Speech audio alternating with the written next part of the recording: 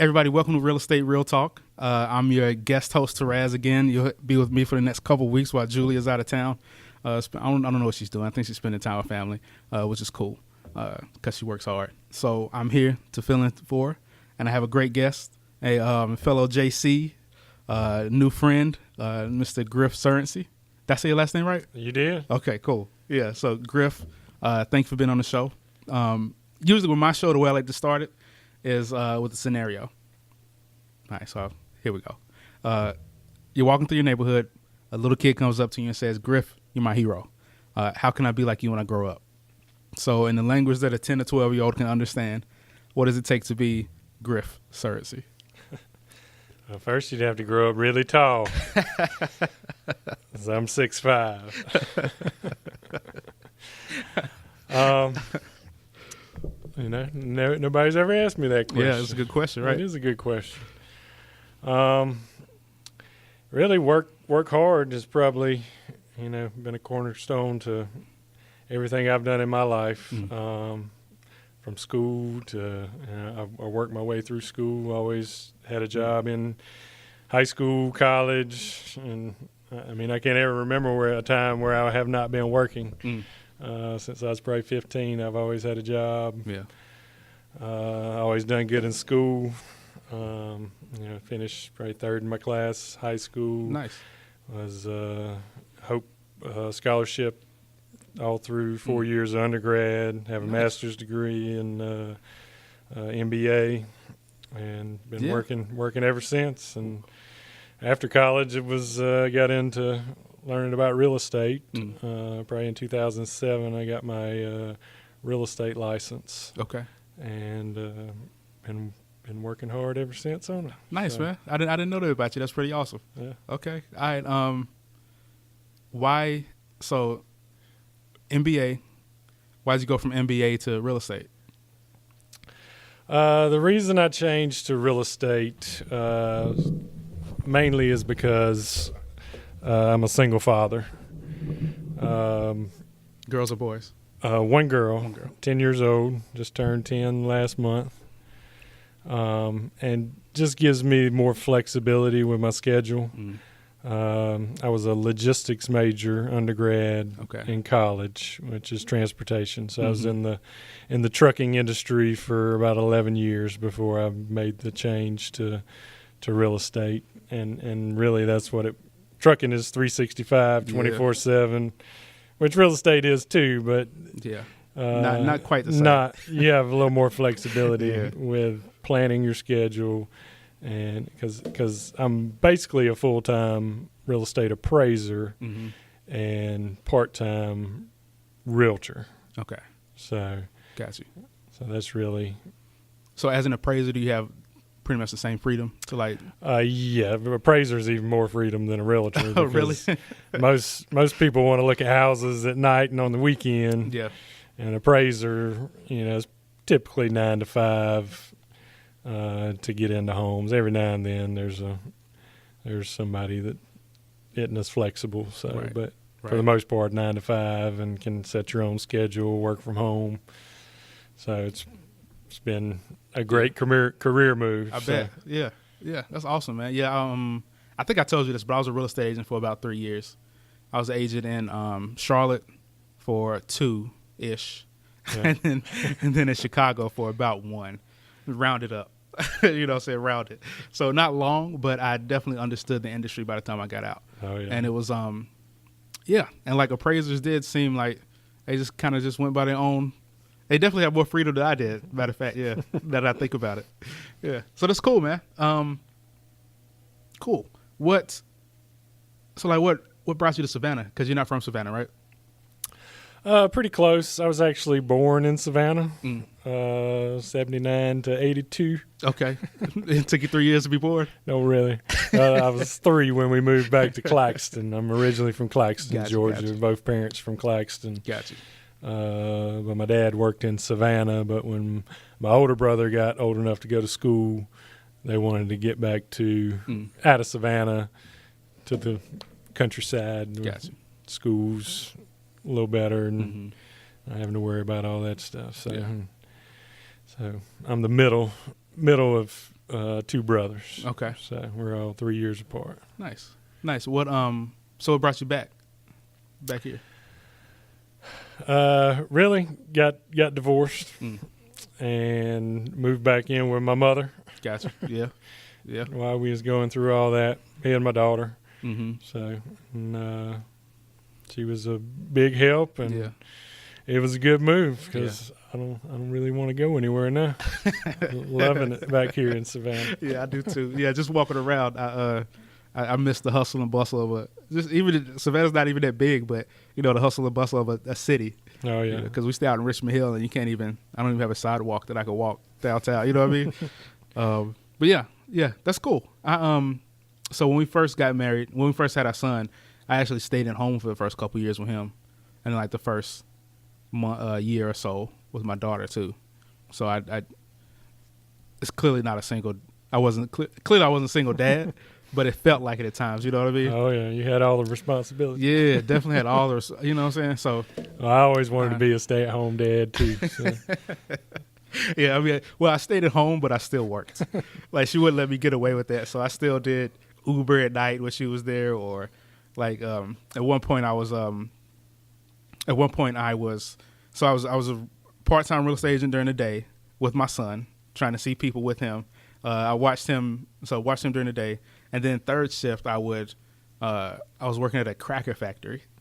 And that was like the worst possible job in the world. Making like $9 an hour, third shift, packing crackers. All night. It was terrible. Was it Ritz? No, it was like some type of gourmet nonsense. Yeah, but it was not a good time. But what I'm saying is I understand, and that's pretty cool, man. That you were able to step up and take your kid, handle your kid. No, you wouldn't have it any other way. Yeah, that's awesome. All right, so cool. So let's talk about real estate. So like everybody out there, most of the listeners here are real estate investors. So they are, looking to buy stuff. So what's from an appraiser's point of view, first of all, I guess, like what advice would you have for them, for the real estate investor? And like what should they look for or look out for? Well, every house is really different. Mm-hmm. I mean, they all have their own problems. Yeah. I actually did, when I moved here 5 years ago, I bought a fixer-upper 4 years ago, and it was a little more than I could bite off and chew at the moment. So it ended up being just a full gut. I mean, had to take the back 400 square foot of the house down to the slab and re-pour the slab and back patio. Wow. So just you never know what you get into until you start peeling back. I think there was about 8 layers of linoleum in the kitchen that literally peel back and asbestos tile underneath it. So man. I mean, just be cautious of what you're getting into, especially if you're a beginner and not ready for all that, because whatever your budget is, you better be prepared to double it. So that said, like what would you have done different?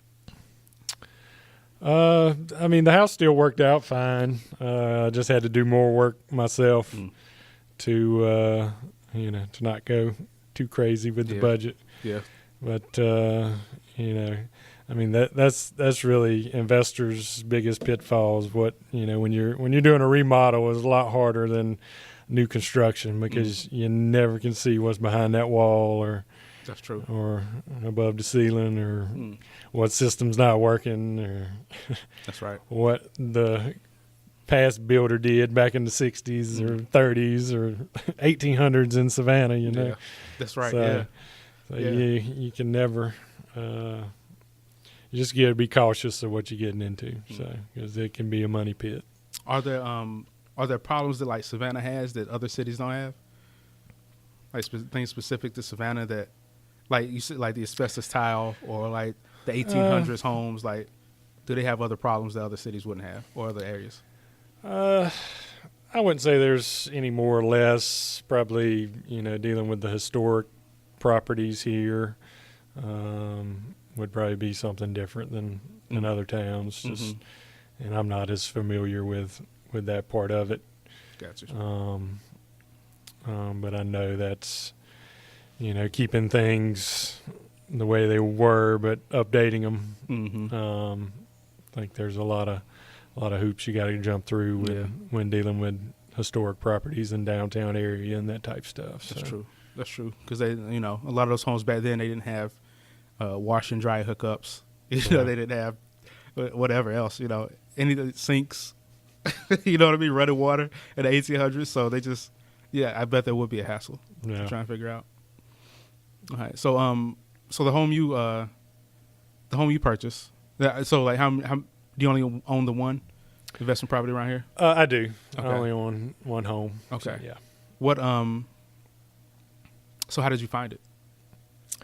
Golly, I probably put in 20 to 30 offers on other houses over the 6 months when I was looking for it. Yeah. Because I wanted to get it at the price you need to get it at to make it work. Mm-hmm. So it was a foreclosure. It was listed with a realtor. And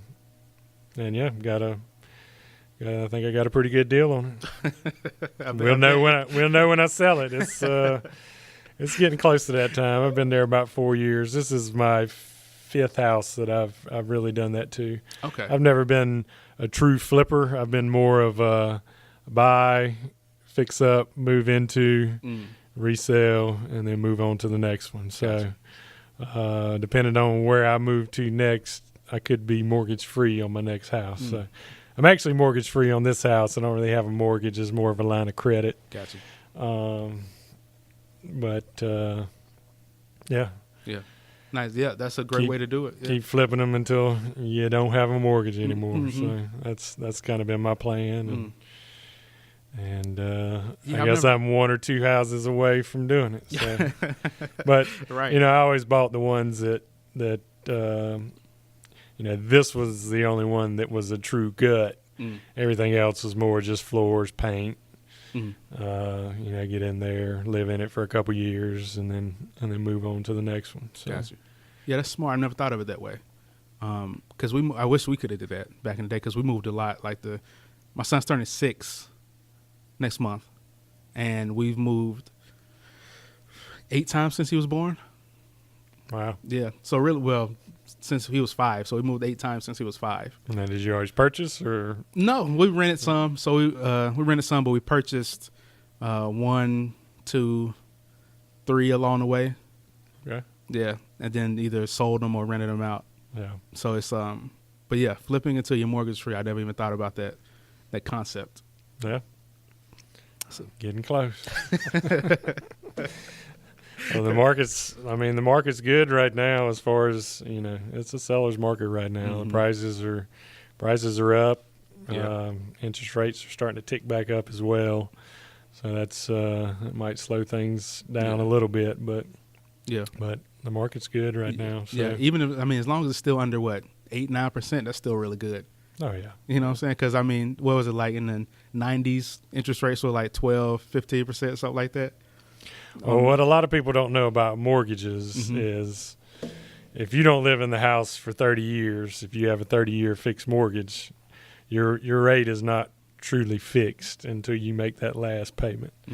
The bank actually front loads all the interest on a mortgage. Right. So it's really not until like year 20 until you actually start paying down the principal on your mortgage because all the interest is front loaded. That's true. So that's true. Yeah, I remember looking at those graphs and see the interest going down, the principal. Oh yeah. It's terrible. So the bank gets all their money first. So if you're only going to live in a house for typically 5 to 7 years is what an average homeowner is in their house and before they move and all they're doing is paying interest. It's basically an interest only loan and it's a fixed mortgage. That's true. But not if you look at your payments and where the principal's going and where the interest is going. Right. So that was one of the reasons. Took me a while to figure that one out, but one of the reasons I did not get a mortgage on this house I'm currently in, I actually paid cash for the house, and then I basically financed The repairs. all the repairs throughout the 6 months I was working on it. And in the end, I just consolidated all that debt into a line of credit against my house. Nice. So nice. So I know for investors. So then I'm truly paying 4.5%, 5% every month. That's true. And not front loaded on interest like a mortgage would be. That's true. So that's true. That's a good tip that a lot of people don't understand about a mortgage and how the banks are set up and right. The way if you're only going to live in your house for 5 to 7 years, it's better to put it on your credit card at 20% than to pay the bank all their front loaded interest. Yeah. If you look at the numbers and run it that way. That's right. That's absolutely right. Coming from an MBA at the top of his class, you guys listen. That's true. Yeah. Because I mean, it hurts, to see your mortgage statement that first month. Bankers might not like me talking on this thing. But but you pay, I don't know, $100,000 home, you pay $600 mortgage, but only 20 of it goes to the principal. You know what I mean? Something like that. Oh, yeah. Like $20 going towards the principal. It's pretty, that hurts a little bit. But yeah. Okay. Cool. Yeah. Great advice. Definitely great advice. What, so you just not recently, but you're also a realtor. Do most appraisers become realtors too? Or are you an anomaly? That's a good question. I think a lot of appraisers have their realtor license. But I don't know how much they get out and want to sell. Gotcha.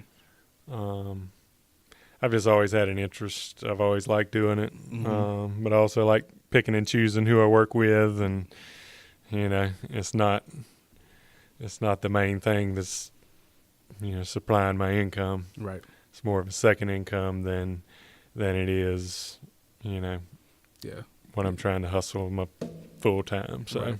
Yeah, that's what the appraiser's more steady. I mean, it's steady income. Where realtor, you don't get paid until you close. So. That's right. Yeah, that was one of the things that kind of burned me out with being a real estate agent. When I was in Chicago, like there were just so many people wanting to buy a home, and there were so many realtors at the same time that nobody had any kind of loyalty to you. People would use me to see one house, and then use somebody else to see the next house down the street, and it was just I didn't like that. Yeah. But so I get it. You do want to pick and choose your clients. It just makes being a realtor. Well, it makes things easier too. If you're upfront about who you are and what you do, and it makes things run a lot smoother, and expectations are set. And right. Yeah, less headaches. Right, which are gonna come, but you're gonna have them in real estate, but there's less of them. Cool. So you got a couple houses listed and a couple open houses coming up. Yes, actually, I have a open house this coming up weekend. I guess we're getting pre-recorded. Yeah, so you might miss that. But what's the date on it? June 24th from 2 to 4. Okay. So if you can go back in time from when this is aired, come to the open house.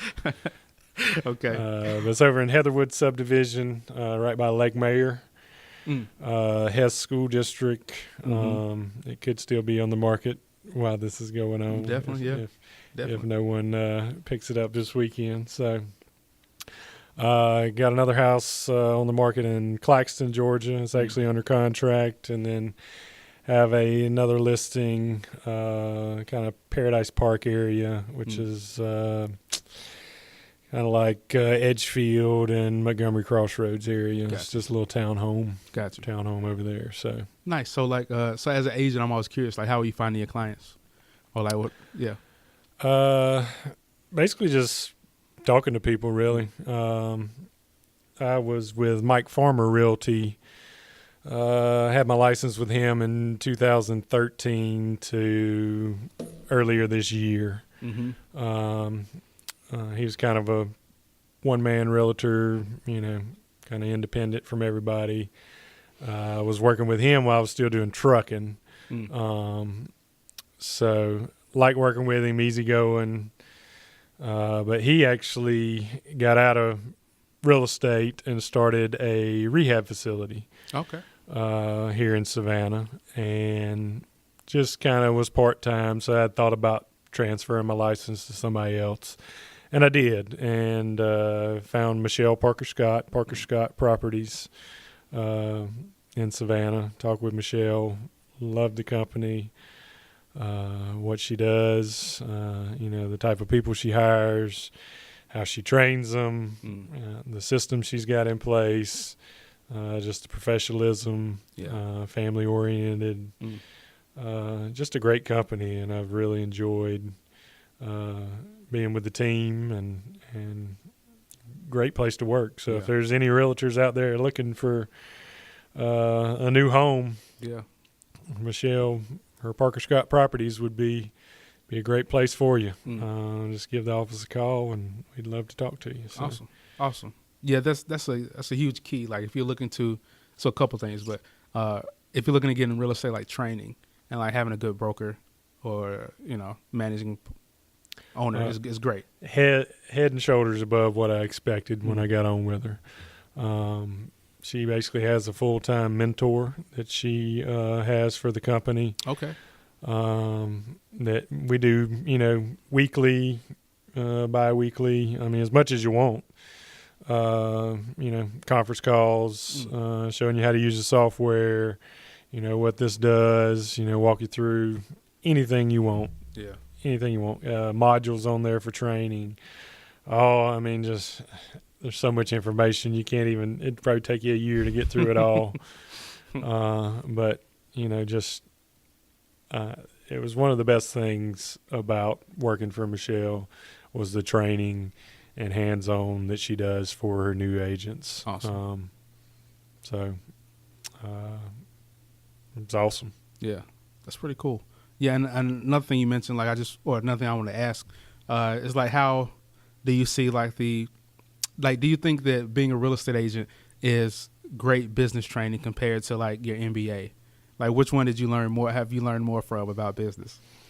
Well, I always thought school was easy, so I could have been a full-time student my whole life, but my dad didn't want me doing that. So. My wife is trying to be. She's trying to be a full-time student. Yeah. But yeah, I learned more. It's probably just because I've always been interested in real estate, but I learned way more through the real estate than I did. No shots at Georgia Southern, but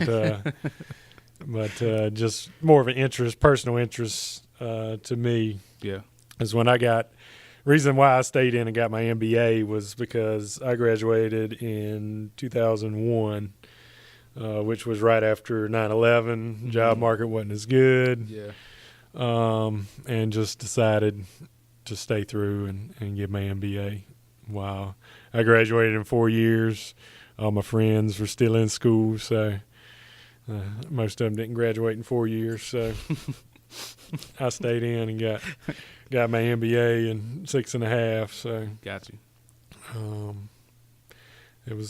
I'm glad I did. But yeah, the real estate I think was better training for real world, real type work experience. Yeah. I always say college was more concepts and writing papers and then more hands-on. Gotcha. What the real world is, not really a real world training for what you learn when you actually get a full-time career type job. Right. So. Yeah, because I've thought about going to get my MBA. I just don't know if it'll be worth it. But I kind of just want to be able to say I have an MBA, but I don't know if it's worth it or not. If you wanted to work for like a big company, it would probably help with salary and that type stuff. But for smaller companies and to just be an entrepreneur yourself, it's not as much. I mean, if you want to be corporate and do all that, I would say yes. Move forward with higher education, but if you're not going that route, then I don't think it's as much a benefit. Gotcha. Yeah, I'm not I'm not a corporate type person. Yeah. No, I'd rather be at home on the computer in my gym shorts with my son. You know what I mean? No, yeah. Type on the computer. But yeah, cool, man. All right, so we're gonna take a break here shortly. Anything I leave out? Anything you want to mention before we take a break? I think we're good. You're a man of few words anyway. That's right. Never heard that before. All right. So thank you guys for listening. Don't go anywhere. We'll be right back. We're going to take a short break, tell you guys about some cool things we got going on. And I'll be right back with Griff to put him through the real estate, real talk version of the lightning round. So it'll be a lot of fun. All right. So we'll be right back in a second. All right. Real estate, real talk. Savannah, guest host Taraz. We're back once again with Griff Surrency of Parker Scott Properties. And we are going to put him through the lightning round. Are you ready, Griff? Bring it on. All right. What did you want to be as a kid, and how does that relate to your current business? As a kid, I wanted to be an orthodontist. Okay. I don't know. Sometimes I think I should have gone that route. It doesn't relate at all to where I am now. Not too much, no. No. I mean, you have to have a nice smile when you're working with people, but that's about it. Yeah. Okay, cool. How have you approached failure in life? Just pick yourself back up and keep on going. It's the only thing you can do. I don't think I've ever failed, though. Never? Just an obstacle in the way. There you go. So there you go. Okay. That said, tell us a story about one of those obstacles. Let's see here. Just told you I ain't ever failed. I didn't say failure. I said obstacle. Let's see. I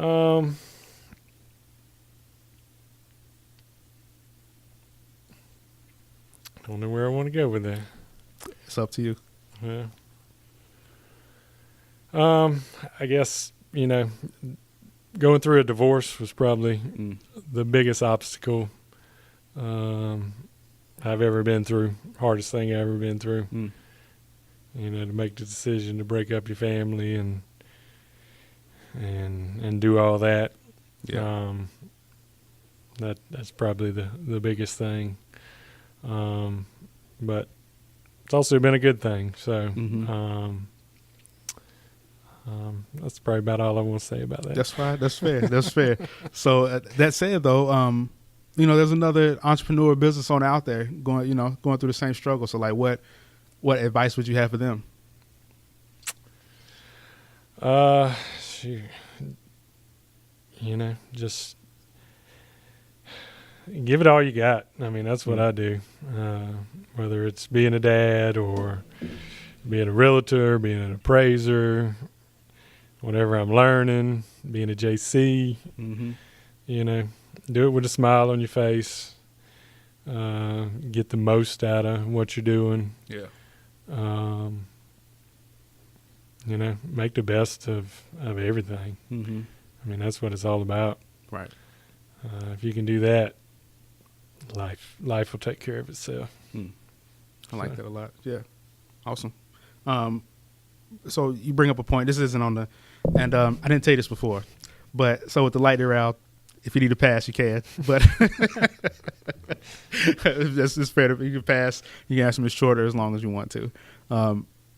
But that makes me think like you do just like watching you, noticing you between being a JC and like how hard you were working, even like the oyster roast, like you worked really hard, not getting paid, but like so, and then now you're doing like a some kind of service stuff with your church. I want to say you said or something for your church or something. Yeah, help with the youth. Yeah, that's what I'm saying. So when school's in, yeah. So like, why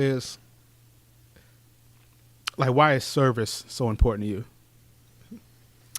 I don't know. It's just selfless, giving something back. It's not about you. It's thinking about others. And I don't know. It's better to do for somebody else than it's better to give than receive kind of thing. I don't know, the older you get, you don't want the gifts and you want the time with others than what somebody can give you. Yeah. So yeah. Agree 100%. Who influenced you early in life, and who's your mentor now? Oh, probably my parents, mom and dad, both in different ways. Dad, probably the hard worker, great with money, planner, and the mom's kind of all the other intangibles. Always biggest heart of anybody, always doing for others. It's probably where I get some of that from. So, everybody says something about my mom. She's got a heart of gold, and she'll do anything for you. So, you got a lot to live up to there, but I try. Yeah, that's awesome. So. Yeah, I try to have that, but I don't always. It don't always work. We moved into a new neighborhood. I have a neighbor that's 2 doors down, and she'll just. Like the other day, I was cutting the grass, and she stopped me halfway to like borrow my lawnmower and cut a piece of hers. And I'm thinking in my head, like, don't manipulate me, don't lie to me, because I'll never talk to you again. But anyway, I did cut it, so maybe that was selfless. That was a dumb story. So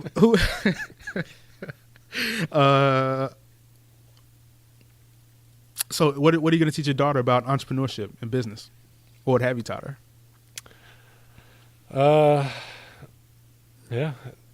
That's she has actually become an entrepreneur. Oh, nice. Okay. Okay. Last year, she was making slime and selling it after school at daycare. We did have to work on her pricing because I thought she was gouging some of them.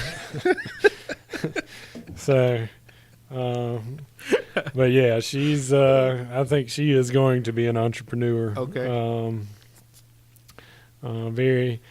The last probably year, she's probably found out what money is, how much it costs to get stuff, and that type of stuff. So we've been working a lot on saving, putting 10% away, 10% to the Lord, and live on the rest. So that's probably where we've gotten so far. That's awesome. Okay, a little slime business. So if you need, I like to slime without glitter better than I do with. Yeah, we got to come up with like a slogan or something for it. That'd be fun.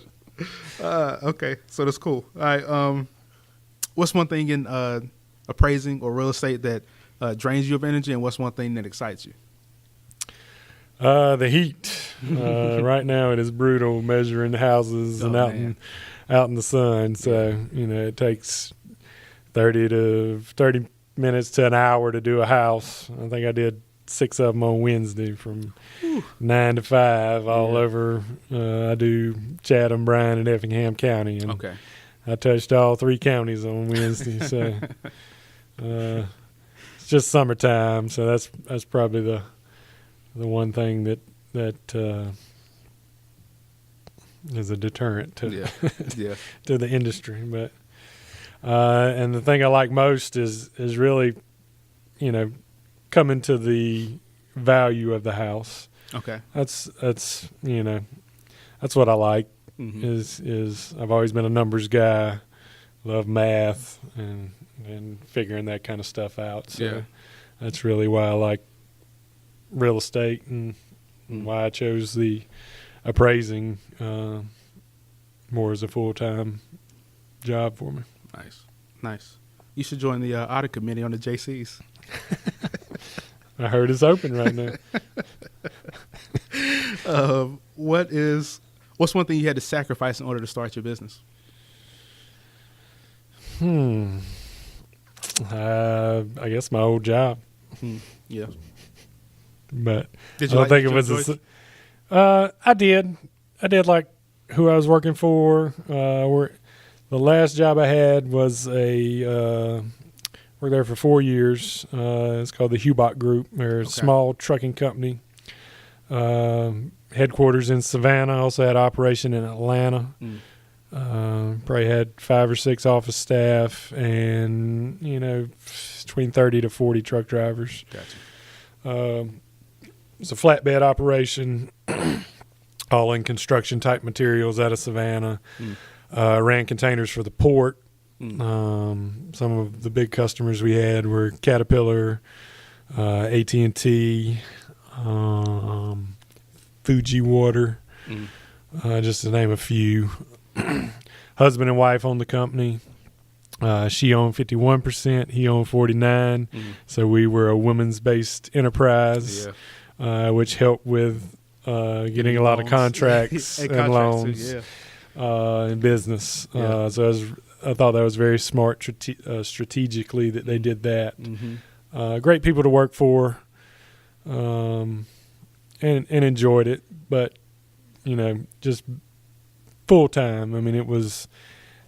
I was always working. I mean, from 6 in the morning to 7 at night, you're working on trucking, always doing something. Yeah, and everybody wants their stuff. Yeah. Now for free and damage free. So there's a few attaboys. It's more, where's my stuff and why does it cost so much and why'd you tear it up? Right. Especially in Atlanta. I can imagine that traffic was, oh man, trying to drive a big rig through Atlanta traffic must have been terrible. No, yeah. Well, I didn't drive. I ran the office. Oh, that's right. Yeah. So, yeah. Whew. Yeah. That might have been even worse. You wouldn't want me on the road. I've only driven into parking lots. Truck drivers are it's a underappreciated profession. So lots of great truck drivers out there. Yeah, definitely. I have a close friend. I thought about getting mine CDLs at one point, and then I have a close friend thinking about getting his too. But of course I have, my dad was a truck driver for years. God brothers been a truck driver for years, so yeah, you're right. It definitely is underappreciated. You think all these automatic cars, Android-driven cars, trucks and stuff? What's the word I'm looking for? I think it's automatic, self-driving. There you go. I guess Self-driving is what it is. Yeah. Do you think they're gonna take over the industry? It's definitely tending that way. It's trending that way. I think this year they finally made all trucks go to electronic logs, so no more paper logs. Man. Now I don't know how much that is tied into the engine and all that, and so I know there's a lot of owner-operators out there that still, I think, I'm out of the industry now, so I don't keep up as much, but I still talk to some of my old drivers and hear their same old complaints. Yeah. Observations. Right, yeah. There you go. All right. Favorite book? Let's see. Last book I read was pretty good. It was called Searching for God Knows What. I did it in a small group study with the church, and really talked about just relationships with yourself and with others and with the Lord. About it's not it's more about having the relationship than it is about all the other stuff that clouds church and your life and everything else. So focus on the relationship, and that's kind of what it was about. So, and that ties back into real estate as well, huh? Oh yeah, this is all about relationships when it comes down to it. Whether you're an investor or an agent or an appraiser or a broker, it's just all about the relationships. That's right. There's a concept called the Pareto's Principle, 80-20 rule. So it says that 20% of your actions equal 80% of your results. So in your real estate business, what are what's the 20% of things you do that get you the most results? Like, what are the small things you do that get you the most results? Sure. It mainly is telling people what you do. And nobody's going to know unless you tell them and start talking to them about it. That's more for realtor than it is for appraiser. appraiser, we have the business through the company, so you're not out there trying to sell yourself as much as you are as a realtor. So that's really,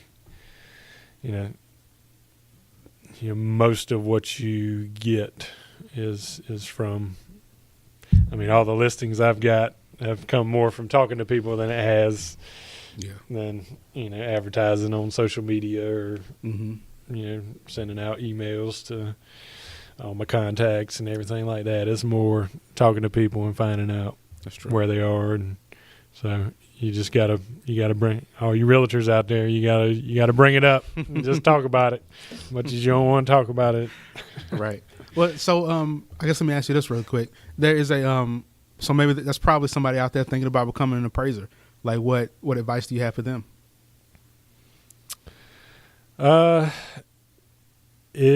To become, the hardest part is finding somebody to train you. You have to work under somebody for 3 years, roughly 3 years. I'm in my third year now, so by the end of this year, I should be a certified appraiser. But that is the biggest hurdle, is to find somebody willing. As I called everybody, I guarantee you I called 30 appraisers in Savannah. Most of them are one guy operations, don't want to take on anybody.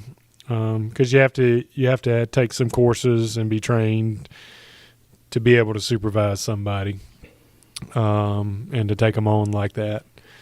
So I couldn't find anybody in Savannah to train me. So I started going outside of the city and found Pike Appraisal in Beaufort, South Carolina. Okay.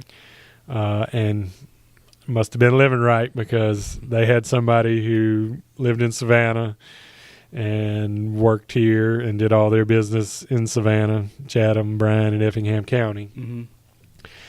And he left the company to go out on his own. Okay. So, and that was right the time I started talking to him, and they were weary about me coming on as well. So, hey, they were up front with me. This is usually what happens. We'll train somebody for 3 years, and then as soon as they get certified, they're out on their own and doing it themselves and all that. So that's not what we want with you. So I had to work for 4 weeks for free. Oh, man. To train. Okay. To make sure it was what I wanted to do. So we got through that. Still wanted to do it. So, got all my license and everything, all your education. And then, that was, but that was the biggest thing, is trying to find somebody that will work with you to train you. Because, you got to send all this stuff to the state. You got to get, I think it's like 200 hours of education over the 3 years. It's almost, I think it's 3,500 experience hours in the field, documented and signed off on by your supervisor. So it's a lot to keep up with. But the hardest thing was finding somebody that's willing to train you, and that they'll trust you, that you're not going to leave. Right. And I love who I work for. Gotcha. You got to say that now. So Jim and Linda Pike, they are awesome.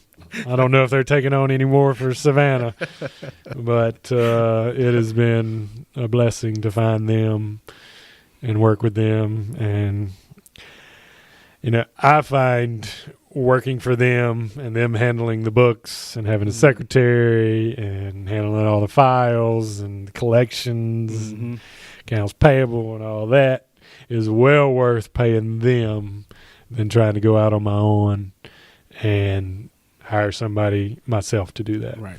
So I don't think I'm going anywhere once I get certified. So there you go. I would gladly keep them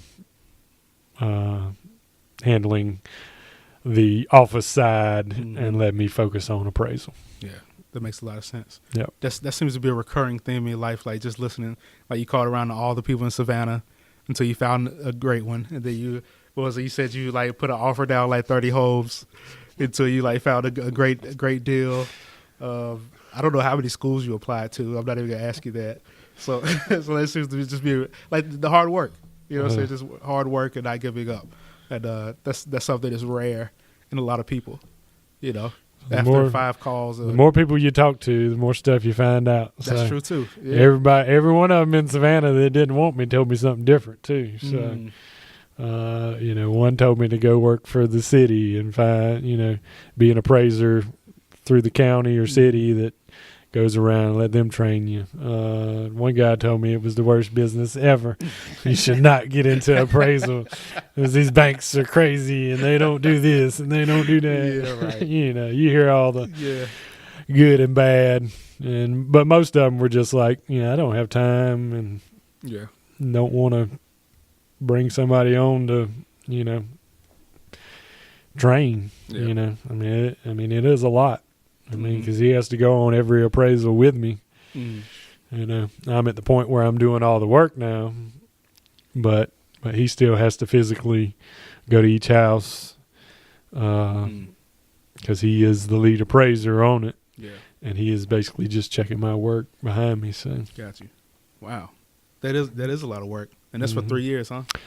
That's right. And one appraisal takes anywhere from 6 to 8 hours. Per house. Wow.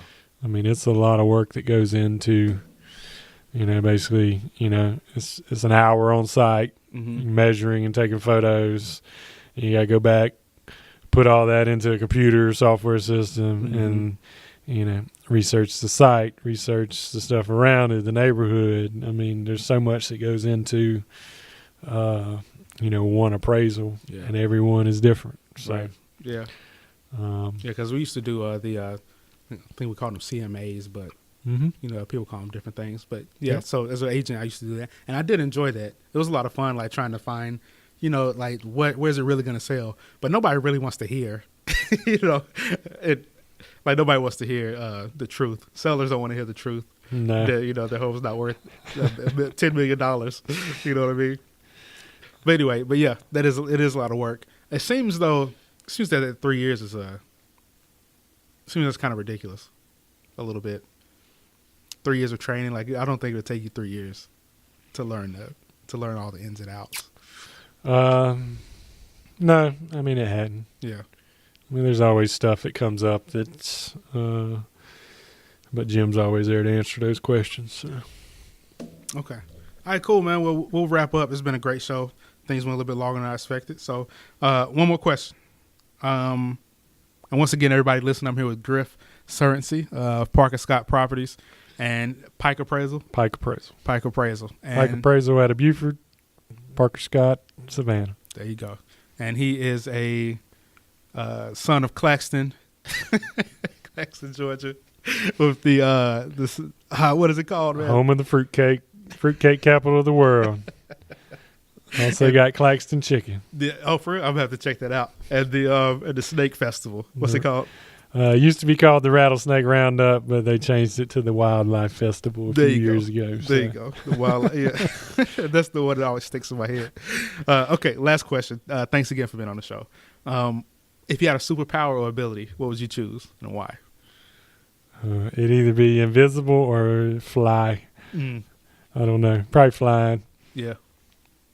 I think that's the one with the least downsides. Like every superpower has a negative to it. Most superpowers have a negative to it, but if you fly in, there's no negative to being able to fly. But it'd be invisible if I could be visible and invisible. But if I just had to be invisible, I'd probably choose flying. Got you.